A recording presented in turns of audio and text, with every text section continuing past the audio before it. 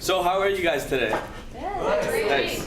So can I just get a raise of hands? Who here has a credit card, a debit card, or uses Apple Pay? Like to tap when you pay? Yeah? Well, I do too. And what I've noticed is I'm having trouble saving money. I'm having trouble keeping track of my money because I'm so used to just tapping and tapping and tapping away. Like sometimes I go to the store and I'm like, oh, is this gonna decline?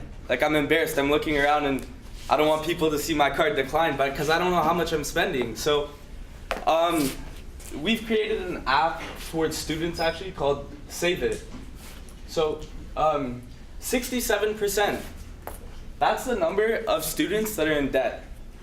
58%, that's the number of post-secondary students that indicated that they aren't even saving money. And those are scary numbers.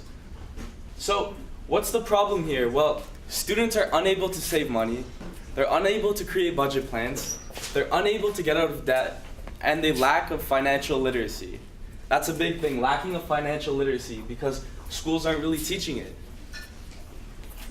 So our team, I'm Avery Cowan. I'm Stephen Liu. I'm Mihal Paval. I'm Risha Shetty. And I'm Anthony Wong. And just a special thanks to our mentor, Samantha Chai, and our coach, Andrew Safranco. So our solution to this problem is creating the app Save It. So our target is post-secondary students and senior high school students. And what the user needs to do is input their banking account information, and we'll create a budget plan through their transactions. And we'll also provide educational resources such as videos and articles that relate to investing or saving. So we had to talk to our consumers. What we found out was when we surveyed post-secondary students, we found out that only 10% thought their financial literacy was good, and 80% were even willing to use an app if they were provided with one. So we started talking about our app. When we gave a little summary about what it was, over 70% said they were willing to buy it for a subscription between $1 to $5 per month. So by 2023, the market will be worth $1.2 billion, where we have 37 million post-secondary students, from which 2 million are Canadian. This is a growth rate of 6.4%. So potential growth for our company includes marketing through promotion on social media. So we would target influencers to let other people know that our product exists. And since most youth and young adults check social media, we wanted to add that as one of our ways of advertising. We also want a partnership with schools. Since the schools expect parents to teach financial literacy, and the same occurs for parents, we just wanted to offer this app to ensure that the school knows that students can manage their own financial literacy. And we also want to license our app with banks, because banks and millennials don't really have a great relationship with each other. So on an article from Forbes, 71% of post-millennials and millennials rather go to the dentist than go to the bank.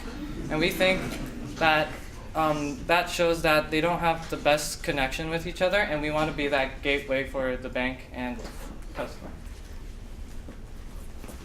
So our main menu is designed so that our users can quickly see the stats that they want to see. We have our education system, which is based around lessons and articles to teach students about stuff like TFSAs and investing.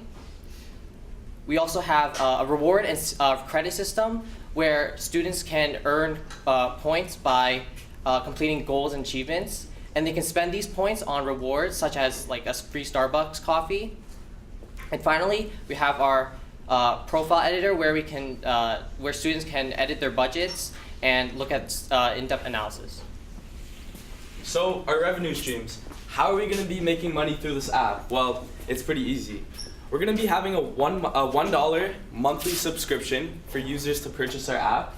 And the thing is, though, that we discovered was, why are people going to want to pay for our app when there's no reviews? Like when we launch our app, how are they going to know that we're worth paying for, right? Which is why we're going to have a 3-month free trial at the for customers so they can create an account and they can use our app for 3 months and then decide if we're worth it. And we will be worth it. So there's no question about that. So the 3-month free trial is just to assure customers that like we're worth paying for. And we're also going to be making money through partnerships. Let's say other companies are going to be sponsoring us. As Anthony talked about with the rewards, other companies will want to be included in our app and showcased, advertised. And then licensing fees. So this is with banks. Banks can purchase our software to use for their services.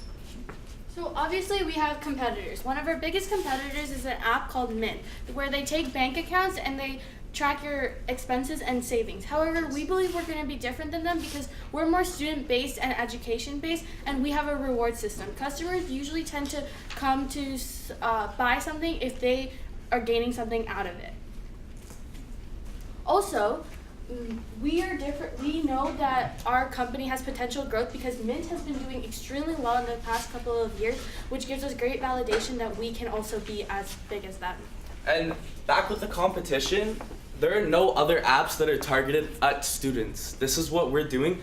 We're going to target students and not only help them create budget plans and save up, get out of debt, and just save their money in general. We are going to be teaching our students, and this is why the rewards are going to be such a big part of this, because it's like, why am I just going to want to read an article for no reason? Well, now I can get a reward if I achieve something. If I complete my budget plan for this month, I'm going to be rewarded. So now I'm going to want to do that. Or if I learn this and complete a quiz or something, I'm going to want like rewards for that. And that just makes it really appealing. It's something that no other companies like this offer. So thank you very much for listening. And do you guys have any questions?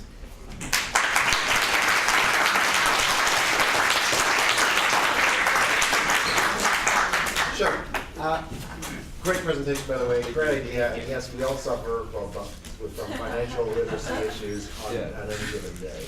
So Mint, I use Mint. It's a great product, and it was built by a really famous designer who figured out how it's all going to fit together. It's been around for 10 years. They figured out. So how are you going to get that level of experience to be able to compete with Mint in order to add the additional competitive advantages that you have around rewards, et cetera? Have you thought about that? Yeah, well, the fact that we're targeted to students only, it kind of gives us an advantage, I guess, because Mint's not particularly targeted to students alone, it's targeted to everybody. So by having education integrated in our app, or just rewards that students would like Starbucks or Staples, things that appeal to students, those are like what makes us different from Mint. So yeah. To add on that, I think the main difference between us and Mint is that Mint, as you said, is created by famous people, right? Our target is students, and our app is created by students for students. So I think that's the main thing. We know what students want and what they need, and I think that's why we will have a good foundation for it. Great answer. So I'm going to put my legal hat on for a second, because these things keep me up at night, and I'll tell you what they are exactly. You're going to be getting a lot of sensitive, private information, financial information from your users, and as you know, they are liable to be hacked and sold on the internet.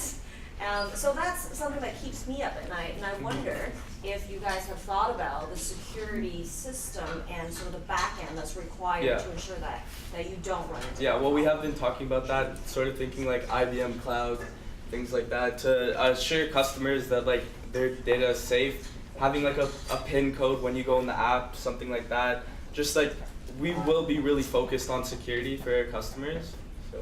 So specifically, when we partner with banks, so we will be using their API to safely transfer their data to our app, so that our app is usable just in one place. Also, we have talked to IBM, and they were willing to help out with the security and authentication stuff. Great, that's helpful. Thank you.